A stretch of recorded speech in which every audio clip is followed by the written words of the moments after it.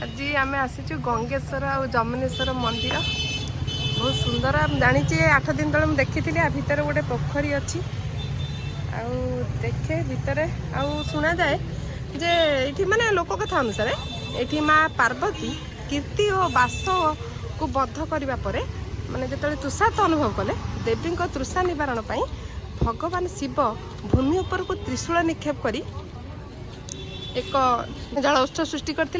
उक्त जल को पवित्र घोषणा करने माँ गंगा और जमुना को निमंत्रण कराइला। यही युग्म मंदिर गंग शासन समय पंचरथ शैली निर्मित। एथिरे एक वर्गाकार विमान और मंदिर सम्मुख में गोटे पिंडा रही। आम देखा आ भितर कौन सब अच्छी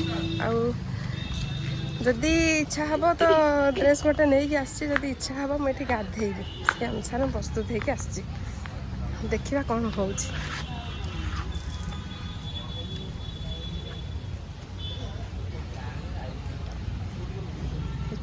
श्रीराम अच्छा शिव भी अच्छा मंदिर देख के सुंदर होरिवेशटा।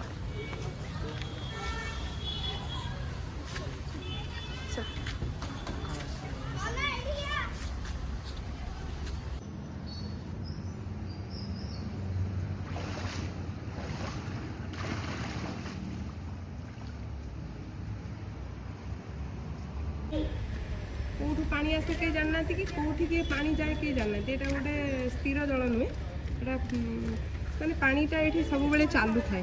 देखिए आपको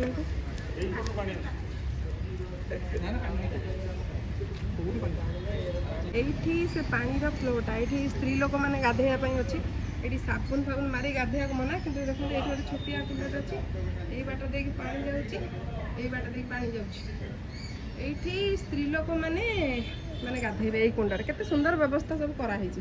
ये पुरुष मैंने गाधेबे कि मुझे पुरुष मान जगह गाधेबी कहीं मुझे गोटे ड्रेस नहीं कि आसी अलरेडी।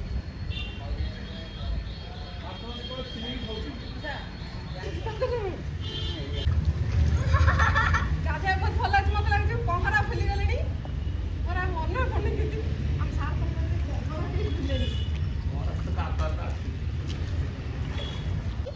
पड़े गाधे सारे ठाकुर दर्शन करदे आम घर को जीव। आपण मैंने भी ये आसिक यही माने पूरा निर्मल जल गाधे मजा नियंतु।